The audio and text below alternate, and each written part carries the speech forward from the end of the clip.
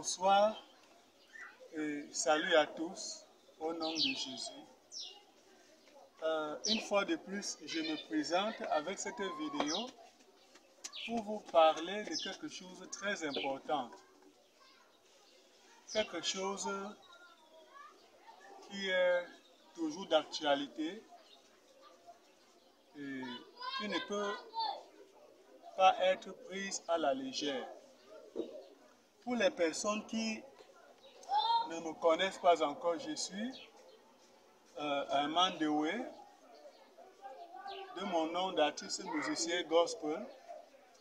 Et je suis aussi artiste comédien. Je fais dans le cinéma. Plusieurs me connaissent déjà puisque j'ai une chaîne YouTube, L'expression des sauvés, dans laquelle je mets beaucoup de vidéos qui aident beaucoup, qui fortifient, qui encouragent, qui motivent, qui instruisent, qui enseignent. Donc, l'expression des sauvés, il faut aller à cette chaîne, vous verrez des choses très intéressantes, très nourrissantes. Vous serez satisfait. Avant de commencer, je vais faire une annonce. Elle est triste. Il s'agit du décès de ce grand apôtre Nestor Toukéa, le responsable général de la vraie Église de Dieu du Cameroun, que nous connaissons tous un peu partout dans le monde entier. Son décès est arrivé comme ça ce lundi, aux environs, bon, on n'a pas l'heure exacte, mais c'était déjà dans la soirée. Ça fait aujourd'hui, nous sommes dimanche, 7 jours qu'il est décédé.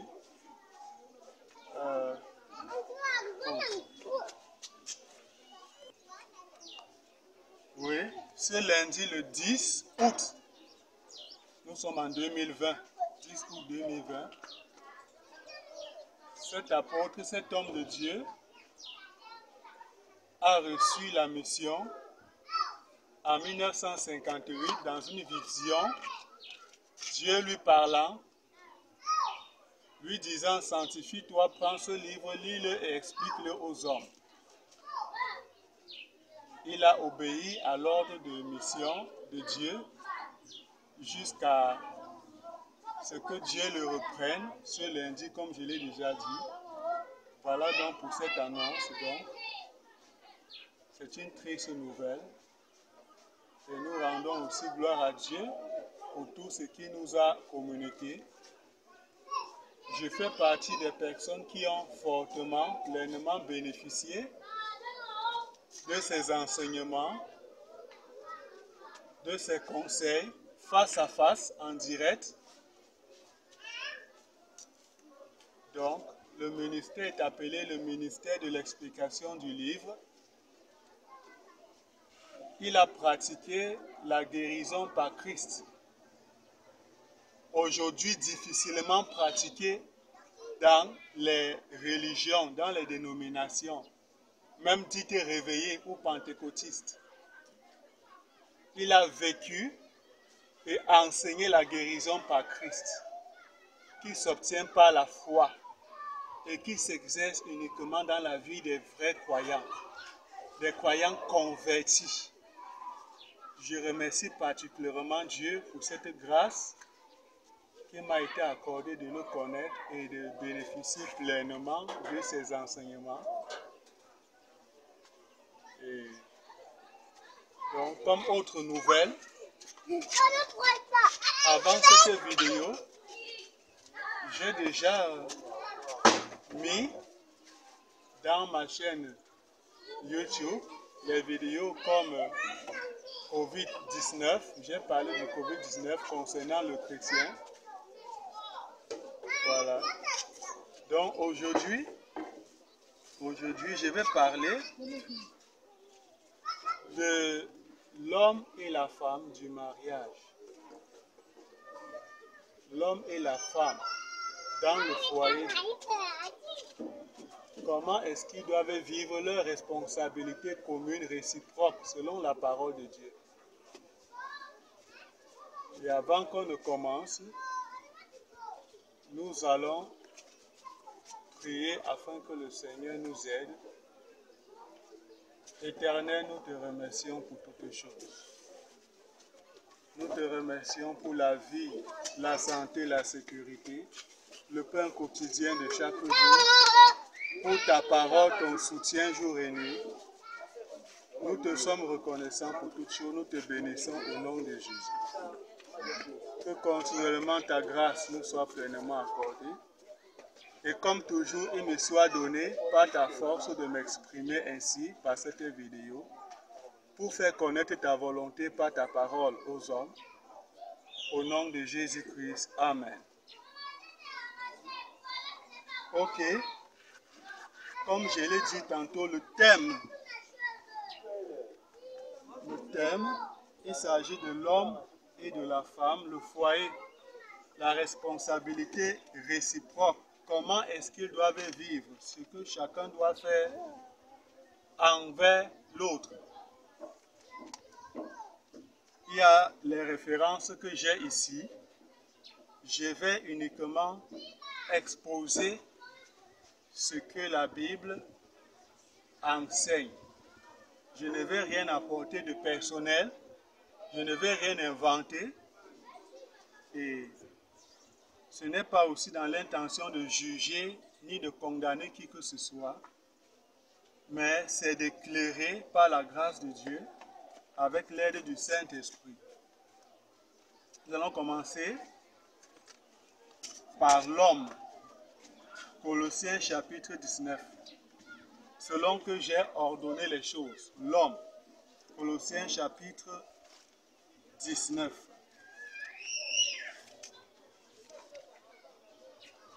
Colossiens chapitre 3, verset 19. Colossiens chapitre 3, verset 19. Nous lisons. Marie, aimez vos femmes et ne vous aigrissez pas contre elles. Marie, aimez vos femmes et ne vous aigrissez pas contre elles. Il y a deux mots, aimer et ne vous aigrissez pas. Aigri, s'aigrir contre quelqu'un. Deux mots importants dans ce verset à prendre en considération.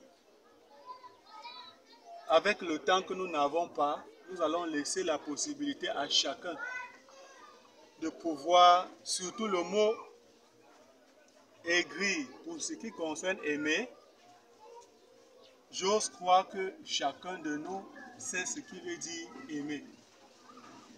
Donc, je vais continuer rapidement. 1 Corinthiens 11, chapitre 3, toujours concernant l'homme.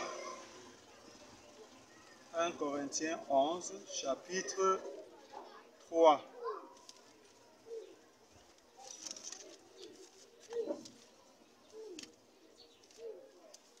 Ok, nous lisons. Je veux cependant que vous sachiez que Christ est le chef de tout homme, que l'homme est le chef de la femme et que Dieu est le chef de Christ. Ce qui nous intéresse, c'est que l'homme est le chef de la femme. Dans la maison, dans le foyer, dans le mariage, l'homme est le chef de la femme. Chef. Chacun de nous, nous pouvons chercher dans un dictionnaire le sens des mots. Nous avons commencé par Colossiens chapitre 3, verset 19. Et nous avons connu deux mots importants. Aimer, aigri, chef. Je laisse la liberté à chacun de chercher le sens de ce mot dans un dictionnaire. L'homme est le chef. Le chef. Toujours concernant l'homme, 1 Timothée chapitre 3, verset 4. 1 Timothée chapitre 3, verset 4. Nous lisons. Il s'agit de l'homme. Il faut qu'il dirige bien sa propre maison. L'homme marié, c'est lui qui dirige là où il est avec sa femme et ses enfants. C'est lui qui dirige. L'homme dirige. Il faut qu'il dirige bien sa propre maison et qu'il tienne ses enfants. C'est l'homme. C'est la responsabilité de l'homme. Et qu'il tienne bien ses enfants dans la soumission et dans une parfaite honnêteté. C'est le 3e verset concernant l'homme. Il doit aimer sa femme et ne pas s'aigrir contre elle. Colossiens 3, 19. Il est le chef de la femme. 1 Corinthiens 11, 3. 1 Timothée 3, 4 que nous venons de lire. C'est lui l'homme qui dirige dans la maison. C'est lui. Et c'est lui qui tient ses enfants. La responsabilité. Dans la soumission et dans une parfaite honnêteté. Il dirige. Voilà un mot important. C'est lui qui dirige. C'est lui qui tient ses enfants dans la soumission et une parfaite honnêteté. Nous continuons toujours concernant l'homme. 1 Pierre 3, 7. 1 Pierre 3, 7. Il est écrit, Marie, montrez à votre tour de la sagesse dans vos rapports avec vos femmes. La sagesse, c'est quoi? La sagesse. Montrez à votre tour de la sagesse dans vos rapports avec vos femmes, comme avec un sexe plus faible. Selon Hébreux chapitre 5, selon Hébreux chapitre 5, je vais parler de la faiblesse. Selon Hébreux chapitre 5, à partir du premier verset, bon, je vais aller vite. Nous avons tous des faiblesses, l'homme comme la femme. Maintenant, Pierre, la parole de Dieu, nous fait savoir que la femme est un sexe plus faible. Et l'homme donc doit aller envers elle avec la sagesse. Sexe plus faible. C'est un mot aussi à chercher, faible. On peut, après avoir parcouru cette vidéo, même si vous voulez, vous rencontrer les hommes de Dieu pour qu'ils essayent de vous expliquer les mots difficiles de ces passages bibliques. Faible, ce sont des mots très importants. Il faut donc que l'homme aille avec sagesse envers la femme. Honorez-les. L'homme doit honorer la femme, comme devant aussi hériter avec vous de la grâce de la vie éternelle. Il s'agit de la vie éternelle. Ça veut dire que l'homme, comme la femme, croyant au Seigneur Jésus, sont ensemble sauvés, sont des frères, comme Jésus l'a dit en répondant ainsi aux Sadducéens, qu'au ciel, il n'y a plus ni homme ni femme, nous serons comme des anges. C'est dans ce sens-là. Donc l'homme doit honorer sa femme, qui a cru comme lui, parce qu'ensemble, ils ont la vie éternelle, ils iront au ciel. Il doit la regarder comme aussi une personne avec qui ils vont aller ensemble au ciel. Là, ça concerne la spiritualité. La spiritualité. Il est écrit, nous continuons toujours sur verset 7, qu'il en soit ainsi afin que rien ne vienne faire obstacle à vos prières. Parce que l'homme et la femme doivent prier. c'est ce qui consolide, fortifie et sécurise le mariage, le foyer, la maison, pour empêcher le diable d'entrer et faire les dégâts. L'homme et sa femme doivent ensemble prier. Alors, l'homme agissant ainsi avec sagesse envers sa femme et l'honorant de la sorte, cela va faire en sorte que rien ne vienne faire obstacle à leur prière. Lorsqu'ils sont ensemble en train de prier, qu'il n'y ait pas d'obstacle, que tout soit exaucé. Nous continuons toujours concernant l'homme. Quand on va finir avec l'homme, nous allons venir avec la femme. Éphésiens.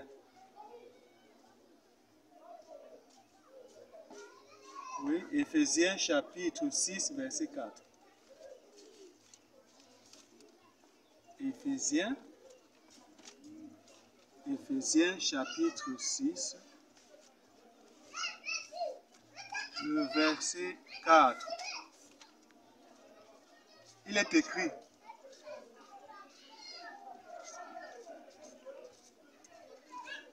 bon, là ça concerne aussi la responsabilité de l'homme, du mari dans le foyer. Et vous, pères, c'est la deuxième fois, et vous, pères, dans 1 Timothée 3, 4, il a été dit que l'homme dirige la maison et tient ses enfants dans une soumission et parfaite honnêteté. Éphésiens 6, verset 4, il dit: et vous, pères, n'irritez pas vos enfants, mais élevez-les en les corrigeant et en les instruisant selon le Seigneur. Voilà la responsabilité de l'homme. Maintenant, l'homme dans ses occupations, qu'est-ce qui se passe souvent? L'homme transmet l'éducation, sa responsabilité, parce que la femme est une aide. L'homme transmet cela à sa femme et lui dit comment est-ce qu'elle doit éduquer les enfants. L'homme dit à sa femme que voici, parle aux enfants comme ceci, parle aux enfants comme cela. Surveille-les comme ceci, enseigne-les comme cela. La femme obéit à l'homme en ce qui concerne, en prenant à l'homme ce que l'homme devait dire aux enfants. Comme il est occupé, il doit travailler, il doit chercher les moyens pour subvenir aux besoins. Il fait connaître à sa femme l'éducation qu'elle doit donner aux enfants de sa part. Ok. Nous continuons.